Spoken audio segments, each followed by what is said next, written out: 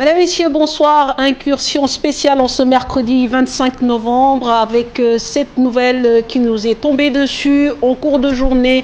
La disparition, bien sûr, d'une légende, Diego Armando Maradona, mort à l'âge de 60 ans des suites d'un arrêt cardiaque, adulé par des millions de personnes à travers le monde pour le footballeur qu'il a été, mais qui hors foot a eu également des relents autodestructeur. Maradona, champion du monde, champion d'Italie avec Napoli, une ville qu'il a adoptée et que lui a portée au sommet, certainement l'une des plus grandes légendes que le football mondial ait connue, Cheikh Tidiane Diaw. Le ballon part après avoir vécu plus d'un demi-siècle, mais son héritage restera à jamais gravé dans les annales du football. Ce génie aura marqué ce sport de son empreinte, de par son talent immense. C'est en 1982 que la star argentine de Boca Juniors débarque en Europe, plus précisément à Barcelone. En 2 saisons, Maradona marque 38 buts lors de son passage, ponctué de blessures et de traitements hostiles des défenseurs, à l'image d'Andoni Goicoechea qui lui avait brisé la cheville. Son transfert au Napoli en 1984 fait entrer le club italien dans une autre dimension. L'équipe italienne, qui n'avait jusqu'alors que 2 coupes nationales, a touché le ciel et atteint des sommets insoupçonnés avec la star argentine.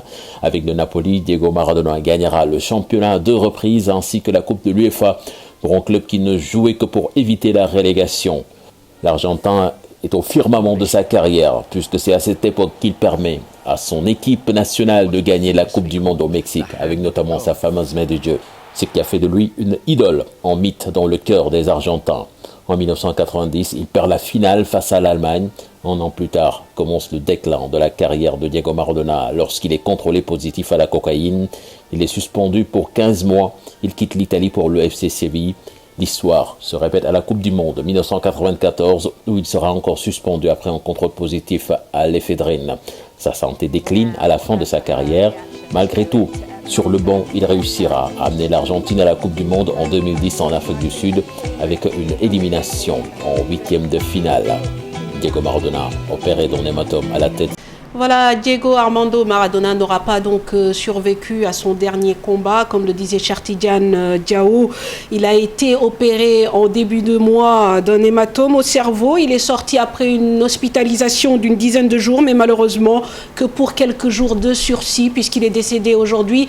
Alors, du côté de l'Argentine, la présidence a décidé de décréter déjà un deuil de 3 jours. Actuellement, vous savez, il y a des matchs de Ligue des Champions qui se jouent et en amont de ces matchs, 1 minute de silence a été observée. Et du côté de Napoli, évidemment, ce soir, toutes les lumières de São Paulo, le stade, resteront allumées toute la nuit pour rendre donc hommage à Diego Maradona. Alors, Talafal va nous accompagner pour parler non pas d'une carrière, parce que nous n'aurons pas assez de temps pour le faire, mais en tout cas des temps forts de cette légende qui est Maradona, de sa carrière. Aujourd'hui, on dit que Maradona a transcendé les générations, mais son statut a dépassé celui du footballeur. C'est-à-dire, aujourd'hui, Maradona, tout le monde en parle, tout le monde le connaît, même si on ne l'a jamais vu jouer au foot. Comment vous l'expliquez, Tala? C'est normal. À la période dont il est arrivé dans le football, donc on connaissait déjà Edson Arantes do Nascimento, dit Pelé. Donc en général, en Sud-Amérique, donc on parlait que de Pelé. Et donc, il a fallu que Diego arrive à un moment donné. Et à cette époque aussi, il faut se rappeler qu'il y avait les Zico dans cette équipe du Brésil qui dominait le football mondial. Et donc, on a découvert Maradona en 82. Et donc, lors de cette Coupe du Monde de 82, où il est sorti par la petite porte parce qu'il a eu un carton rouge contre le Brésil. Donc, certainement, il a dû vouloir prendre une revanche. Parce que Maradona, quoi qu'on puisse dire, c'est 4 Coupes du Monde. 82, 86... qu'il a éclaboussé avec sa classe, qu'il a gagné et dont il a même constitué l'équipe. Parce que l'équipe tournait autour de Maradona et l'équipe jouait pour Maradona. Et lui aussi, il assumait. Il avait vraiment le costard du leader et il le portait bien. Et donc, ce qui fait qu'en 86, vraiment, il a démontré à la face du monde qu'on pouvait parler de Pelé, qu'on pouvait parler de Johan Cruyff, qu'on pouvait parler de Platini, mais qu'on commençait à parler de Maradona. Et donc, il a écrit son nom dans l'histoire du football. Parce que cette équipe d'Argentine-là, il l'a portée. Et il avait autour de lui aussi de bons joueurs. De bons joueurs dont on peut parler de Burruchaga, qui était son ami, et dont il allait même voir souvent à Nantes, jouer les matchs de Nantes. Ok. Et donc, avec qui il a même demandé un jour à Bourouchaga qui c'est le Sénégalais qui joue au Paris Saint-Germain, en l'occurrence Omar Gueye. Oui. Et donc, c'est pour dire que Diego était quelqu'un de fidèle, et parce qu'il savait aussi qu'il venait de quartiers modestes. Ouais. Et On il veut a pas dire toujours pauvre. contesté parfois certaines décisions. Et il y avait un président emblématique de la FIFA, Joao Avalanche, qui était brésilien, et donc il n'acceptait pas tout le temps certaines décisions. Donc sur le terrain comme en dehors du terrain, Diego défendait les plus faibles. Et je pense que c'est ce qui lui a valu d'être aimé à travers le monde. En dehors de son talent de footballeur, il avait aussi un talent en dehors du football qui lui permettait de faire des revendications sociales pour certains pays. Et cette facilité aussi d'être au contact des gens, j'entendais tout à l'heure un témoignage de journaliste qui disait que malgré son statut de star, malgré le fait qu'il soit une icône, Maradona était quelqu'un de très accessible et les gens allaient naturellement vers lui. Alors, il est aussi considéré ici au Sénégal comme l'enfant du petit écran. Pour ça, on va en parler avec un des journalistes doyens de la presse sénégalaise. Il s'agit bien sûr de Momodou Koumé, ancien président de l'ANPS, mais surtout qui a eu à voir ces légendes, dont Pelé, que vous venez de citer, mais aussi bien sûr Maradona. Et Maradona, en fait, a correspondu avec l'ère de la télévision au Sénégal. Momodou Koumé, du coup, il a eu... a marqué en fait une génération. Bonsoir. Bonsoir, Fatou. Oui, effectivement, pour moi, Maradona est l'enfant de la télévision au Sénégal. C'est-à-dire que nous avons commencé ici à regarder la télévision, à suivre les transmissions en direct de la Coupe du Monde quand Maradona a éclaté. Je disais que la première fois on a suivi ici la Coupe du Monde, c'est en 1974, mais ça ne concernait que Dakar. En 1978, oui, on a suivi la Coupe du Monde presque intégralement pour la première fois ici. Alors, Diego Maradona n'était pas dans l'équipe d'Argentine. Il était candidat, mais il n'a pas été retenu au dernier moment. Il avait 18 ans à peine. Oui. Donc, c'est 4 ans après, en Espagne, que nous découvrons cette star. C'est vrai que, bon, il n'a pas terminé son tournoi. Je pense que celui qui vient de parler l'a dit, il n'a pas terminé son tournoi, mais il avait fait un match mémorable, on s'en souvient. Le match entre l'Argentine et la Belgique. Ça nous avait laissé, il nous avait impressionnés. Donc voilà, pour la première fois, grâce à la télévision, nous avions vu Maradona avec tout son talent. Et je disais aussi que c'est par la suite, quand il est venu en Europe, qu'on a continué à voir Maradona grâce à la télévision. Donc moi, je l'assimile un peu à un enfant de la télévision pour nous. Vous savez, aujourd'hui avec son décès, on a fait la comparaison avec Pelé. On se pose la question, qui est le plus grand entre les deux? Pelé, ceux qui l'ont connu au Sénégal, ils l'ont connu à travers les journaux, puis à travers le cinéma. Il y avait un célèbre film, Pelé, roi du football, et tout ça. Bon, je dis aussi que nos aînés ont vu une fois Pelé à Dakar avec le Santos à la fin des années 1960. Mais Pelé, c'était surtout les journaux, c'est le cinéma. Et Diego Maradona, c'est la télévision. Diego Maradona nous est parvenu, nous est arrivé grâce à la télévision. Très bien. Donc cela a permis d'entretenir un rapport particulier avec ce joueur. Et d'après vous, qu'est-ce qui faisait sa particularité à Maradona, au-delà de l'aspect foot? Ah oui, je pense que mon prédécesseur l'a dit, venant d'une expression sociale modeste, c'est quelqu'un qui s'intéressait aux gens du peuple. C'était vraiment le footballeur du petit peuple, et ce n'est pas pour rien qu'il a été très célèbre à Naples. Naples, c'est un peu le sud, un peu le nord de l'Italie, et par rapport au sud, qui est une région très aisée et tout ça. Il était considéré à Naples comme quelqu'un issu de la population et tout ça. Je pense que ce côté social aussi est important. Donc c'était le footballeur du petit peuple. Je crois que même en Argentine aussi, c'est la même image que les Argentins gardent de lui. Donc malgré sa popularité, malgré tout ce qu'il a eu grâce au football, il était resté très proche des populations, très proche du petit peuple. Je pense que là aussi, c'est quelque chose qui a marqué Diego Armando Maradona. Les Napolitains. Alors, demain, on pourra lire un hommage que Mamadou Koumé a rendu dans la foulée de l'annonce de la disparition de Maradona à cette légende du football. Oui. L'enfant du petit écran, l'avez-vous intitulé? Oui, c'est un témoignage que j'ai fait à l'intention de ceux qui me l'ont demandé. C'est pas destiné à être publié par la presse, c'est destiné à simplement c'est un témoignage.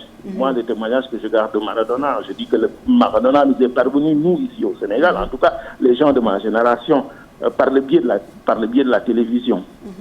Voilà, c'est par le biais de la télévision qu'on a découvert ce footballeur.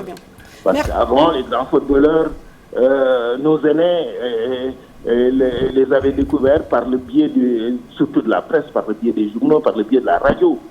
Mais Maradona, c'est grâce à la télévision que les Sénégalais ont vu Maradona, ont vu ce grand footballeur, ce génie naissant. Je le disais en 1982 à la Coupe du Monde, même s'il n'a pas terminé. Ouais. Ceux qui se souviennent de ce match encore entre l'Argentine et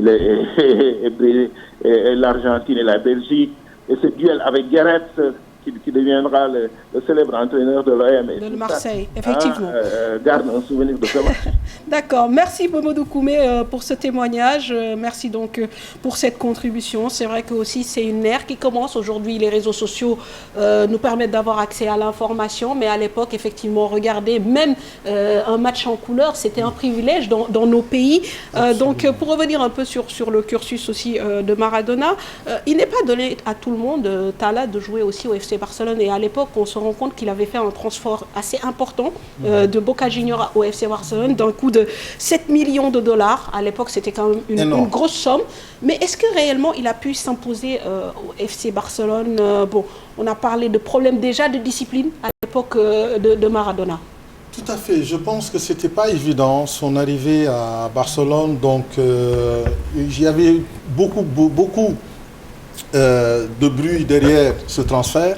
Et donc, ce qui fait, est-ce qu'il a pu vraiment endosser son transfert? Donc, ce n'était pas évident du tout. Je pense quand même que quelque part, donc, pour lui qui venait de l'Amérique du Sud, de l'Argentine, des bas-fonds même de l'Argentine, donc débarquer en Europe avec un statut de star, donc ce n'était pas donné à tout le monde. Tout à fait. Et quelque part, aujourd'hui, on comprend mieux pourquoi il a su réussir quand il est allé à Naples. Très bien. Parce que et pourtant, les populations napolitaines n'étaient pas forcément convaincues. Et on va faire en fait des allers-retours entre sa vie de footballeur et sa vie extra-football. Parce qu'il avoue que dans les phrases choc qu'a eu à citer Maradona, que la première fois qu'il a goûté à la drogue, il avait 24 ans.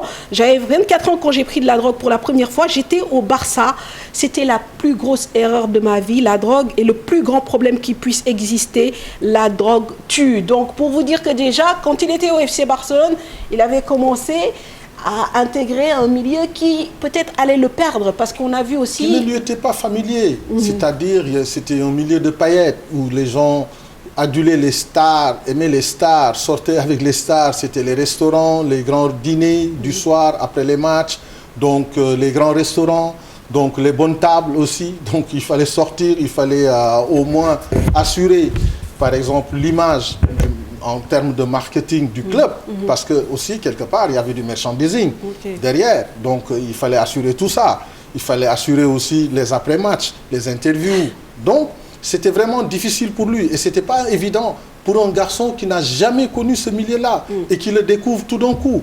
Donc tu as la pression qui est là, donc les médias, les stars, les responsables, les autorités étatiques, donc tout le monde t'adule et toi-même tu ne te retrouves même plus. Donc, et c'est à partir de ces repas-là, souvent, que l'on découvre certaines choses. Donc, c'est comme ça que peut-être tout est parti. Alors, Talla, est-ce que vous avez eu à suivre les pas de Maradona aussi bien en club qu'en sélection, parce qu'on se rend compte effectivement que c'est sa plus belle période en club correspond à son passage à Naples. Effectivement, comme le disait Cher Tidiane, Naples se battait pour ne pas être relégué. Naples n'avait jamais remporté de titre avant l'arrivée de Maradona. Absolument. Mais cette même période correspond aussi à son éclosion en équipe nationale avec cette fameuse Coupe du Monde remportée en 1986. Mais en dehors du talent, il avait gagné aussi en maturité. Parce que 2 ans passés à Barcelone, où il était passé à côté. Donc le fait d'arriver maintenant à Naples, où un petit club où personne ne croyait en lui et personne ne connaissait même où se trouvait Naples. Naples était connu par rapport à la mafia. Oui. Donc aujourd'hui, on a un joueur qui vient de Barcelone et qui est accueilli par 75 000 spectateurs qui se disent aujourd'hui c'est le Messi qui débarque aujourd'hui à Naples. Et après ça, il a su assumer et assurer aussi les attentes, quelque chose qu'on ne connaissait pas à Naples. Et donc, il a su assurer. Et je pense que quelque part aussi, ça a été une bonne chose. Sa traversée du désert pendant la période à Barcelone et son arrivée à Naples coïncide sur le fait d'avoir gagné en maturité et en confiance surtout.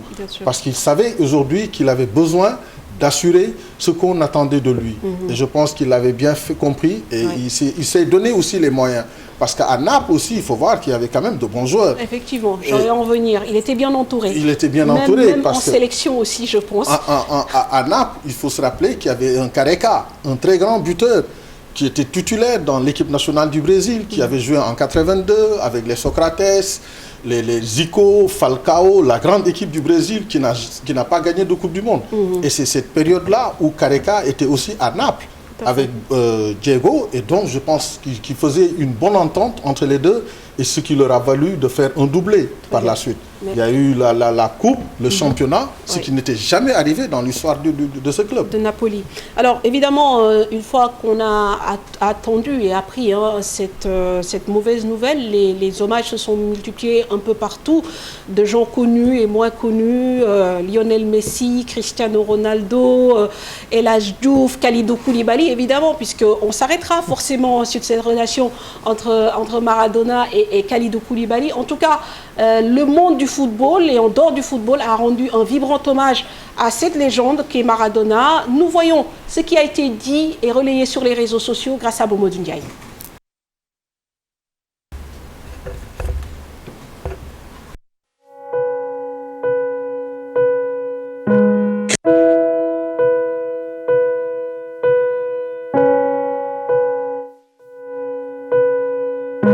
Cristiano Ronaldo sur Twitter, juste après l'annonce du décès, l'un des meilleurs de tous les temps, un magicien hors pair, a tweeté mercredi la star portugaise du football.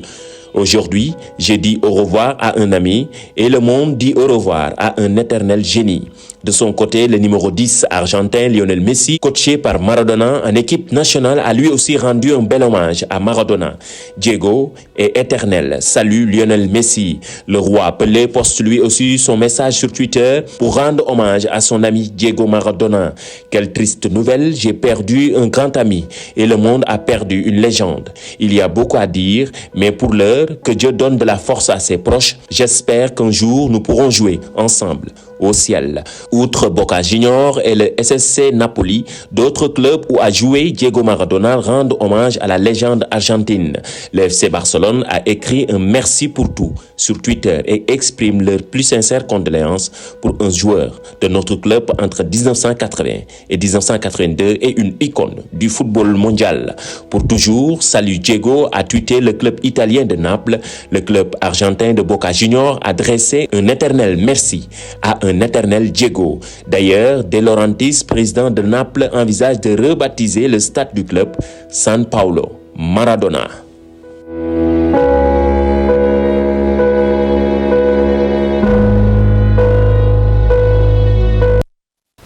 Voilà, Voilà, donc les hommages des stars, bien sûr, du monde du foot qui se multipliaient à l'endroit de Diego Maradona. On en parlait un peu donc de son parcours, de sa carrière. Comme vous le savez, il a eu un titre de Coupe du Monde avec cette fameuse rencontre entre l'Argentine et l'Angleterre en quart de finale et cette fameuse main de Dieu qu'il a lui-même baptisée.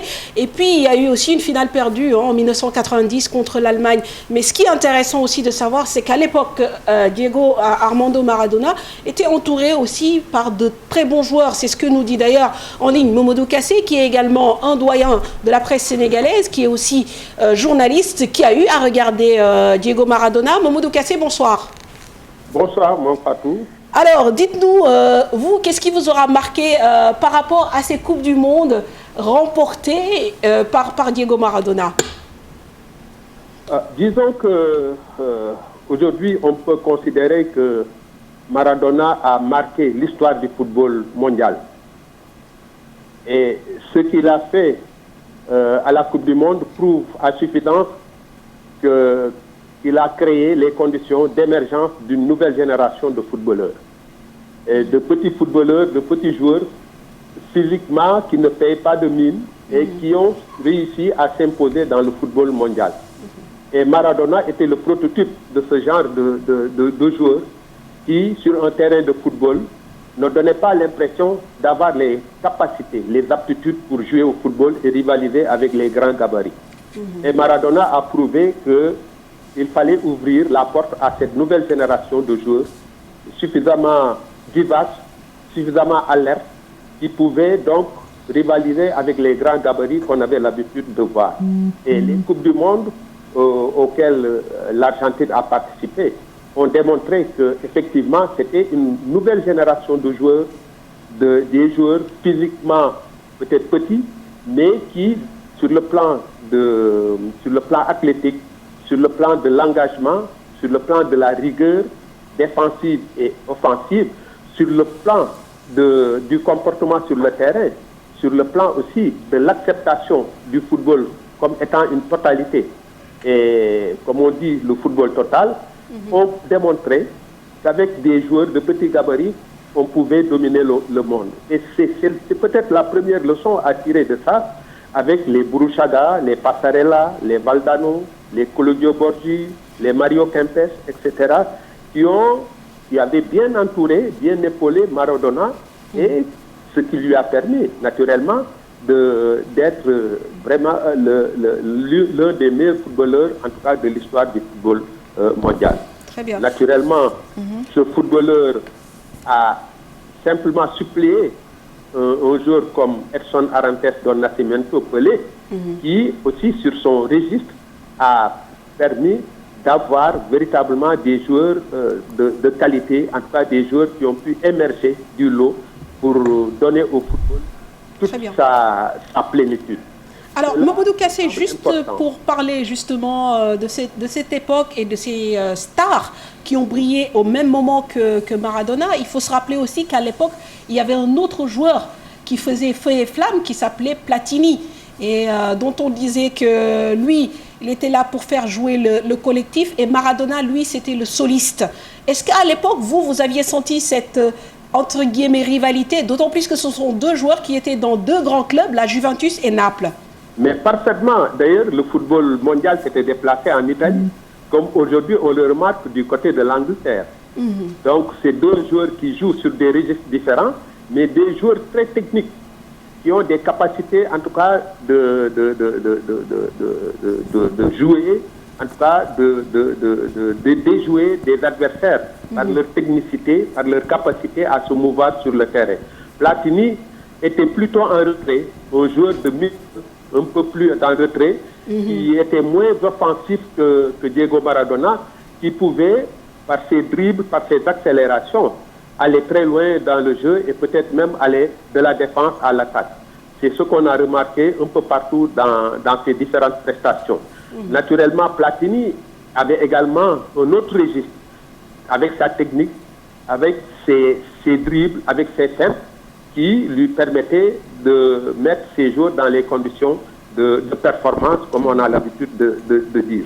Très bien. Alors, donc, c'est des registres différents, mais qui avaient permis vraiment au football d'avoir toute sa richesse. Tout à fait. Et d'avoir toute la plénitude de ses compétences, en tout cas en termes de football, en termes de technique, en termes de maîtrise du ballon, et en termes de rapidité du jeu. Parce que c'était peut-être l'une des conditions qui permettait aux petits gabarits d'être en pole position, en tout cas, du point de vue de leur aptitude à déjouer les défenses adverses. Très bien. Merci beaucoup Momodou Kassé. Nous aurions aussi aimé vous avoir sur ce plateau, mais à l'occasion, Inch'Allah, tout comme le doyen Kouma, mais nous sommes ici aussi en compagnie d'un féru du football.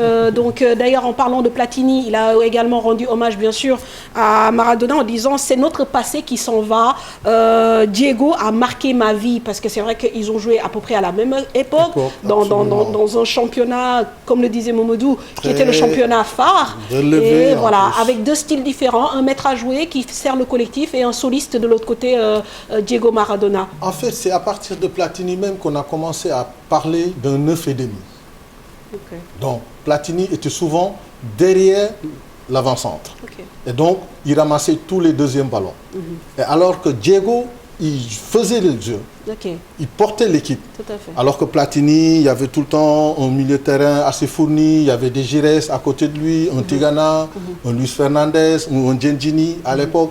Donc, mais Diego, à lui seul, il pouvait faire la différence sur un match. Mais Tala, aujourd'hui, on a une légende vivante qui s'appelle Lionel Messi. Et pourtant, la comparaison a toujours été tenue avec Diego Maradona, qui a arrêté sa carrière dans les années 90.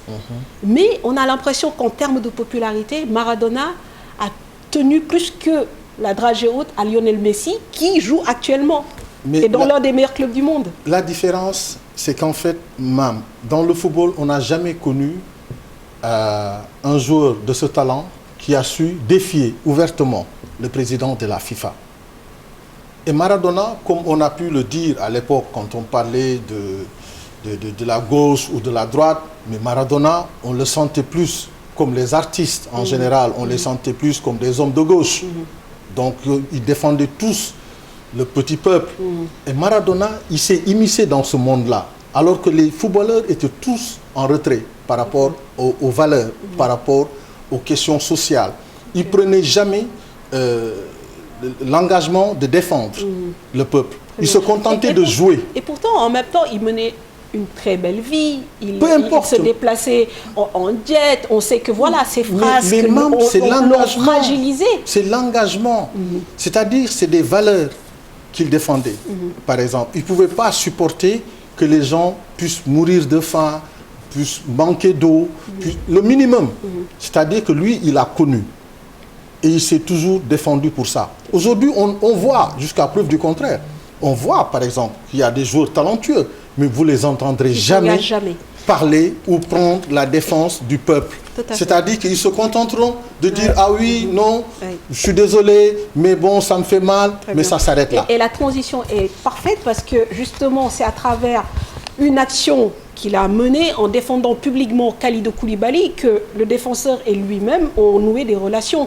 Parce qu'on se souvient qu'il y a 2 ans, Kalidou Koulibaly avait été hué au niveau des stades italiens. Il avait sorti une photo avec, qu'on retrouve ici, avec le maillot de Kalidou Koulibaly, en lui adressant ses encouragements. Aujourd'hui, évidemment, Kalidou Koulibaly lui a rendu un vibrant hommage en lui disant tout simplement merci. Et aujourd'hui, on se rend compte qu'effectivement, il aurait pu se mettre en retrait, mais il a tenu à marquer le coup. El Hadji Diouf également a donné un hommage en disant que durant la Coupe du Monde 2002, il a tout fait pour avoir son numéro, pour le féliciter, parce qu'il avait été peut-être très impressionné par la prestation de El Hadji Diouf à l'époque durant cette Coupe du Monde, etc., etc. On a vu aussi des photos entre El Hadji Diouf, Kalilou Fadiga et Diego Maradona. C'est vrai que il a transcendé toutes les générations. Mais c'est comme l'engagement d'aujourd'hui de Rashford en Angleterre. Comment il a fait bouger les côtes. Aujourd'hui, c'est le royaume en tant que tel qui s'investit dans l'action de Rashford. Ok. On ne les voit pas. Et c'est ça qui faisait la particularité de Maradona. Tout à fait. Il s'est engagé, il a toujours été à côté du peuple, même s'il il avait une vie très aisée, avec tout Et ce que assez cela dissolu aussi, comporte. puisque bon, Voilà, très mais bien. n'empêche, et c'est ce que les gens vont retenir en à dehors fait. du footballeur. Effectivement. C'est quelqu'un qui a toujours été à leur côté, Tout à fait. dans la souffrance. Très bien. Et il ne leur a jamais fui pour leur dire, non, non, non, moi maintenant je suis à un niveau très élevé, je ne peux plus me permettre de parler de certaines choses. Que retiendrez-vous du footballeur? Parce que le temps qui nous est imparti est malheureusement terminé. Mais moi, je Enfin. retiendrai du footballeur un génie. Un génie. C'est-à-dire son slalom lors de la Coupe du Monde contre l'Angleterre. Et ça restera gravé dans la mémoire de tous les férus du foot. Et même ceux qui ne connaissent pas le foot, en voyant ce slalom-là, franchement, on se dit c'est quelque chose qu'on n'a pas l'habitude de voir tous les jours. Tout à fait. Et lui, il a osé, et c'était en Coupe du Monde, et ça a marqué les esprits. Très bien. Merci Tala de m'avoir accompagné pour cette incursion spéciale, comme je le disais, en hommage à Diego Maradona, disparu malheureusement trop tôt, seulement à l'âge de 60 ans, des suites d'une maladie. Un footballeur qui aura marqué sa génération et celle d'après, à 60 ans malheureusement, qui disparaît. On le disait donc, un deuil national de 3 jours décrété par la présidence argentine. Excellente soirée. Nous remercions bien sûr toute l'équipe technique qui nous a accompagnés, notamment Pierre Da Silva à la réalisation. Et merci à Racine Kane également pour ce générique, et à Momodou Ndiaye et Chertidiane Diao pour les éléments. Excellente soirée. Dans quelques instants, retrouvez Pape Ndiaye dans Faram Fati.